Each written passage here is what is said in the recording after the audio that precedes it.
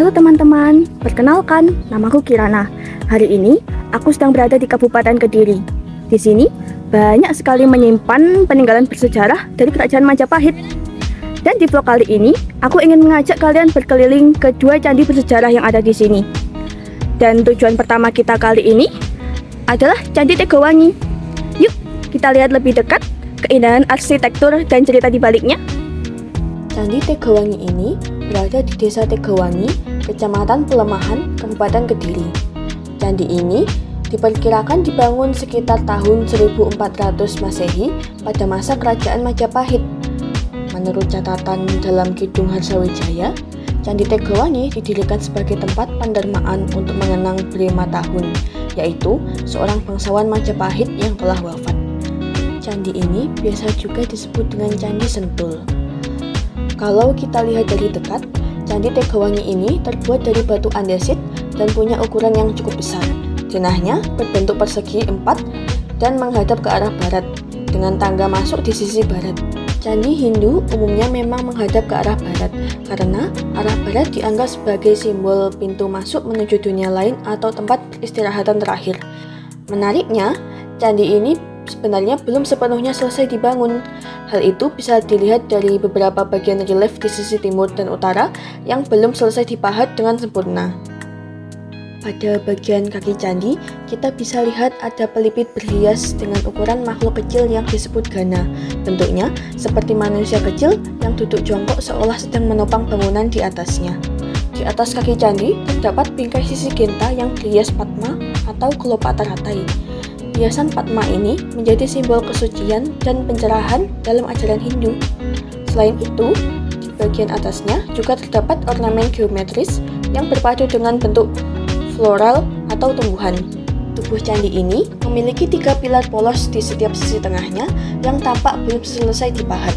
Pada dindingnya terdapat relief cerita Sundamala sebanyak 14 panel, terdiri dari 3 panel di sisi utara, 8 panel di sisi barat, dan 3 panel di sisi selatan.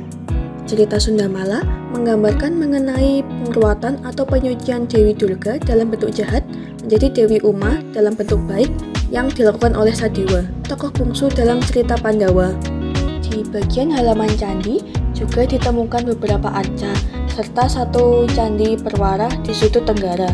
Di candi ini kita bisa melihat bagian bawahnya terdapat relief berbentuk naga.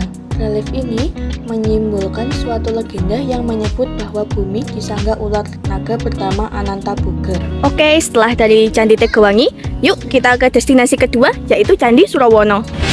Sekarang, aku sudah sampai di Candi Surawono. Dari Candi Tegowangi ke sini, jaraknya tidak terlalu jauh, sekitar 15 menit perjalanan. Kalau Candi Tegowangi tadi terlihat lebih tinggi dan megah di bagian struktur utamanya, Candi Surawono yang terletak di Desa Canggu justru terasa lebih luas dengan halaman yang terbuka.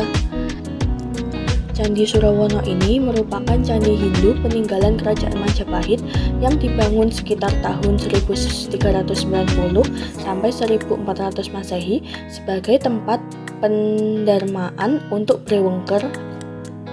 Candi Surawono terbuat dari batu andesit dengan bentuk persegi dan menghadap ke barat, sama seperti Candi Tegowangi. Arah barat dalam ajaran Hindu melambangkan perjalanan menuju alam baka atau dunia spiritual setelah kehidupan.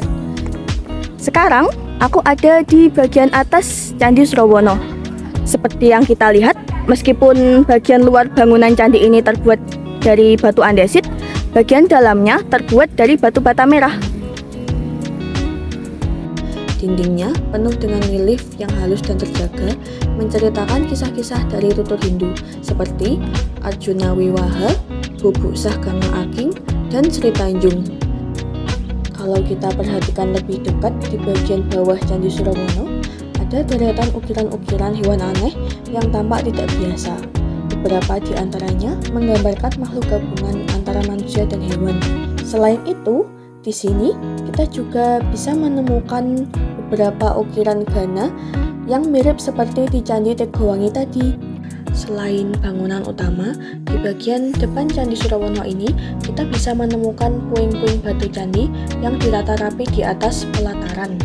Kalau diperhatikan, beberapa batu ini masih memperlihatkan ukiran halus dan motif khas Majapahit seperti pola sulur tumbuhan, makhluk mitologis, dan hiasan geometris. Ya, kalau begitu sampai sini dulu ya perjalanan kita hari ini di Candi Tegawangi dan Candi Surawono. Terima kasih sudah menemaniku jalan-jalan hari ini. Aku pamit undur diri dulu ya. Sampai jumpa.